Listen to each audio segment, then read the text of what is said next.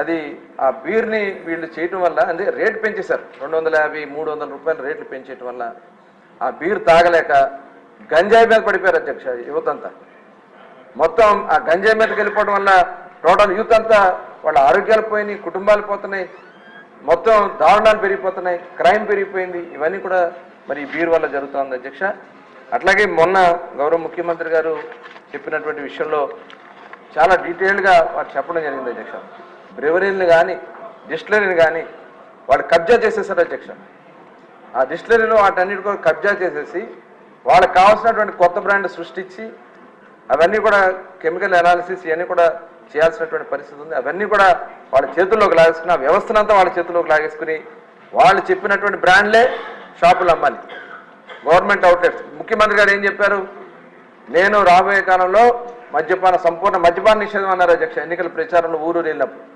కానీ అది చెప్పకుండా గవర్నమెంట్ వచ్చిన వెంటనే దశల వారీగా నేను మద్య నిషేధం చేస్తానని చెప్పారు. దశల వారీగా మద్య నిషేధం చేస్తానని చెప్పి రేట్లు పెంచితే తాగడం తగ్గిస్తారు, కేవలం 5 స్టార్ హోటల్స్కి పరిమితం చేస్తానని చెప్పి ముఖ్యమంత్రి గారు ఆ రోజున ఆనాడు ఉన్నటువంటి జగన్మోహన్ రెడ్డి గారు చెప్పడం జరిగింది అధ్యక్ష. కానీ ఎక్కడ కూడా షాపులు తగ్గల, రేట్లు పెంచేశారు, ఇష్టారాజ్యంగా రేట్లు పెంచేశారు. దాని ద్వారా ఎన్డీపీ వచ్చేసింది. అది తాగలేక ప్రజలు ఏం చేశారంటే వేరు వేరు బ్రాండ్లు తాగలేక ఇల్సిట్ లిక్కర్కో లేదంటే పక్కన ఉన్నటువంటి తెలంగాణ నుంచి కానీ కర్ణాటక నుంచి కానీ వచ్చే బ్రాండ్లు వాళ్ళు తాగడం. ఎందుకంటే ఇక్కడ ఆ బ్రాండ్లు దొరకట్లేదు కాబట్టి వాటి మీద పడిపోయారు అధ్యక్ష అందరూ. దానివల్ల మన ఆదాయం కోల్పోయాం, ప్రజల ఆరోగ్యం కోల్పోయారు. ఈ ఇల్సిట్ లిక్కర్ తాగడం వల్ల మనం చూసాం జంగారెడ్డిగూడెంలో దాదాపు 25 మంది ఈ నాటు సారా తాగి చనిపోవడం జరిగింది అధ్యక్ష. ఆనాడు మరి ముఖ్యమంత్రిగా ఉన్నటువంటి చంద్రబాబు నాయుడు గారు మేమందరం కూడా కలిసి అక్కడికి వెళ్ళి చూస్తాం జరిగింది. చాలా చిన్న చిన్న పనులు చేసుకుని చిన్న వయసులో చనిపోయారు అధ్యక్ష.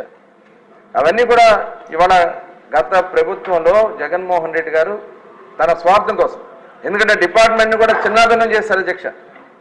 సెబ్ అని పెట్టి 70% ఎక్సైజ్ డిపార్ట్మెంట్లో ఉన్న వాళ్ళందరినీ తీసుకెళ్లి సెబ్ అని పెట్టి 70% వాళ్ళకి సెబ్లో పెట్టేసి ఎక్సైజ్ డిపార్ట్మెంట్లో అసలు ఎన్ఫోర్స్మెంట్ అనేది లేకుండా చేశారు. షాపుల్లో వాళ్ళ ఇష్టారాజ్యంగా అమ్ముకునే దానికోసం ఎవరన్నా వెళ్ళి మళ్ళీ అక్కడ ఎన్డీపీ తీసుకొచ్చి బెల్ట్ షాపుల్లో పెట్టి అమ్మిచ్చేయడం. ఇవాళ మనం చూసే అధ్యక్ష మీరు ఆ ప్రెజెంటేషన్లో వినే ఉంటారు, 99,000 కోట్ల రూపాయలు క్యాష్ ట్రాన్సాక్షన్ జరిగింది అధ్యక్ష ఎక్సైజ్ డిపార్ట్మెంట్లో. మొత్తం క్యాషే. ఈ క్యాష్ అంతా ఎక్కడికి వెళ్ళింది? ఇదంతా కూడా సమగ్రంగా విచారణ జరగాల్సినటువంటి అవసరం ఉంది అధ్యక్ష. ఎక్కడా కూడా ఇవాళ చూసాం చిన్న బడ్డీ కొట్టుకి వెళ్ళినా లేకపోతే చిన్న చిన్న పచారీ షాపులకి వెళ్ళినా డిజిటల్ పేమెంట్స్ తీసుకుంటారు అధ్యక్ష. గూగుల్ పేనో లేకపోతే ఫోన్పేనో ఇలా డిజిటల్ ట్రాన్సాక్షన్స్ ఉంటాయి. కానీ ఇక్కడ వైన్ షాపులో మటుకు ఎటువంటి ట్రాన్సాక్షన్స్, ఓన్లీ క్యాష్ మాత్రమే ట్రాన్సాక్షన్ ఉంటుంది. ఇలా చాలా చాలా అవినీతి కార్యక్రమాలు జరిగినాయి. ముఖ్యంగా ఆరోగ్యం పోయింది అధ్యక్ష. చాలామంది చనిపోయారు, చాలామంది కిడ్నీలు పోయినాయి, లివర్లు పోయినాయి, చివరికి పెరాలసిస్ స్ట్రోక్లు వచ్చి ఇవాళ మంచానికి పరిమితమైన వాళ్ళు చాలామంది ఉన్నారు అధ్యక్ష. ఇవన్నీ కూడా కేవలం వీళ్ళు తీసుకొచ్చినటువంటి పనికిరానటువంటి బ్రాండ్ల వల్ల వీళ్ళు నష్టపోయారు. ఇవాళ మళ్ళీ దాన్ని సక్రమంగా నడిపించాల్సినటువంటి బాధ్యత ఉంది. కాబట్టి సమగ్ర విచారణ చేయడం కోసం గౌరవ ముఖ్యమంత్రి గారు మొన్న సభలో క్లియర్గా చెప్పారు అధ్యక్ష, సిబిసిఐడి ఎంక్వైరీ చేసి ఎవరైతే దీంట్లో బాధ్యులు ఉన్నారో ఒక్కడు కూడా వదలని చెప్పి ముఖ్యమంత్రి గారు చెప్పడం జరిగిందని కూడా ఈ సందర్భంగా తెలియజేస్తున్నాం అధ్యక్ష. అవసరమైతే ఈడీ కూడా వేయడానికి కూడా ప్రభుత్వం సిద్ధంగా ఉందని కూడా ఈ సభ ద్వారా తెలియజేస్తున్నాం అధ్యక్ష. అధ్యక్ష, మంత్రివర్యులు చెప్పినటువంటి చాలా అంశాలు మన సీఎం గారు చెప్పినాయి అధ్యక్ష. ఇప్పుడు మా క్వశ్చన్ ఏంటంటే అధ్యక్ష, ఈ 5గురు ఎవరు? ఈ 5గురు ఏ నిబంధనల ప్రకారం వాళ్ళకి ఇచ్చారు? అది చెప్పకుండా ఇది అన్నీ కూడా మిగతా అన్నీ చెప్తే మిగతా అన్ని అందరికీ తెలిసినాయి అధ్యక్ష. ముఖ్యమంత్రి వర్యులు కూడా చెప్పారు, ఖచ్చితంగా అది దాని మీద సిబిఐ ఎంక్వైరీ అలాగే సిఐడి ఎంక్వైరీ దానికి తగ్గట్టు. ఎందుకంటే పెద్ద స్కాముల్లో 5 సంవత్సరాల పెద్ద స్కాముల్లో జరిగినటువంటి స్కాముల్లో ఎక్సైజు లిక్కర్ స్కామ్ ఒకటి అధ్యక్ష. ఈ 5గురు ఎవరనేది సభ ముందుకి తెలియజేయమని అడుగుతున్నాం అధ్యక్ష. హౌస్ కమిటీ కూడా ఒకటి వేయమని అడుగుతున్నాం అధ్యక్ష. మంత్రి గారు 1 మినిట్. కృష్ణప్రసాద్ గారు 1 or 2 పాయింట్స్ చెప్పండి, మంత్రి గారు రిప్లై ఇస్తారు. అలాగే అలాగే సార్. అధ్యక్ష ధన్యవాదాలు అధ్యక్ష. బ్రోరీస్ వ్యవహారం మీద స్వల్పవ్యవధి ప్రశ్నలో నాకు కూడా మాట్లాడే అవకాశం కల్పించినందుకు, ముందుగా రెండవ పర్యాయం శాసనసభలో అడుగుపెట్టేదానికోసం నాకు అవకాశం కల్పించినటువంటి చంద్రబాబు నాయుడు గారికి, లోకేష్ బాబు గారికి, పవన్ కళ్యాణ్ గారికి ధన్యవాదాలు తెలియజేస్తూ, ఈ చర్చ ద్వారా ఇప్పుడు మొన్న ముఖ్యమంత్రి గారు శ్వేతపత్రం విడుదల చేసినప్పుడు చెప్పిన అంశాలు, ఈరోజు బోండా ఉమా గారు చెప్పిన, మంత్రి గారు చెప్పిన విషయాల్లో నేను ప్రతిరోజు వింటానే ఉన్నాను. ఇక్కడ ఇంకొక చిన్న సమస్య ఉంది సార్, ఎక్కడ ఏ దేశంలో కూడా ఎవరు ప్రస్తావించలేదు. మంత్రి గారు ఇందాక చెప్తా మద్యం గత అమ్మకాలతో పోలిస్తే బీరుకు సంబంధించి కన్జంప్షన్ తగ్గింది అని చెప్పారు. కన్జంప్షన్ తగ్గుంటుందని నేను అనుకోవట్లేదు సార్.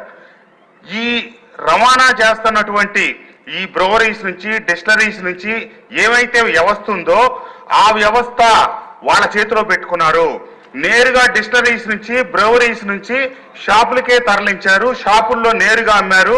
ఆ డబ్బు మళ్ళీ నేరుగా పట్టుకెళ్లారు. ప్రభుత్వ ఖజానాకి జమ కాలేదనే వాస్తవాన్ని కూడా గుర్తించండి. మొన్న ట్రాన్స్పోర్ట్ అంతా వాళ్ళ చేతిలో పెట్టుకున్నారని నేను చెప్తా ఉన్నాను. అంతేకాకుండా విష్ణుకుమార్ రాజు గారు ఈ చర్చలో పాల్గొంటా కొన్ని విలువైన సూచనలు చేశారు. ఎంత విద్యుత్ వినియోగించారు, తద్వారా ఎంత మద్యాన్ని ఉత్పత్తి చేయొచ్చు అనే గణాంకాలని పరిశీలించి ఈ జరిగే అవకతవకల్లో, ఎంక్వైరీల్లో ఈ విషయాన్ని కూడా దృష్టిలో పెట్టుకోవాలని చెప్పి మంత్రి గారికి ఈ సభ ద్వారా నేను మీ ద్వారా తెలియజేస్తూ ఈ అవకాశం ఇచ్చినందుకు మీకు ధన్యవాదాలు తెలియజేస్తున్నాను అధ్యక్ష. నమస్తే. మినిస్టర్ గారు.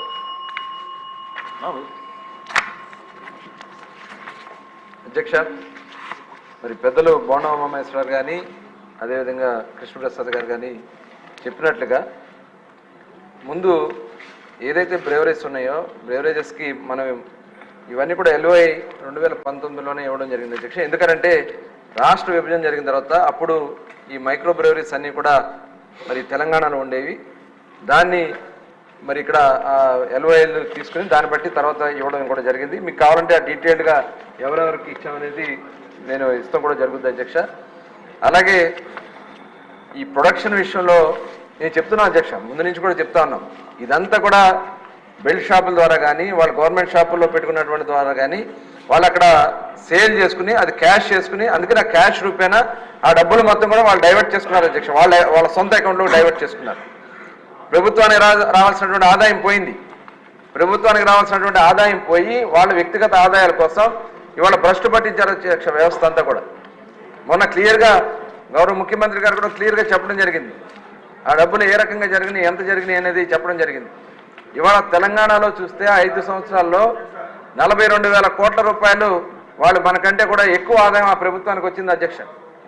ఎందుకు వచ్చింది? ఇలాంటివి బోర్డర్ డిస్ట్రిక్ట్స్లో ఉన్నటువంటి మన ఏరియాలో వాళ్ళు బ్రాండ్స్ అన్ని కూడా దింపడం వల్ల మన వాళ్ళు అవి తీసుకోవడం, అలాగే వీళ్ళు NDP కొంత చేయటం వల్ల దానివల్ల దాదాపుగా మనం 19,000 కోట్ల రూపాయల ఆదాయం మన ప్రభుత్వం కోల్పోయింది. ఇది అఫీషియల్, ఇది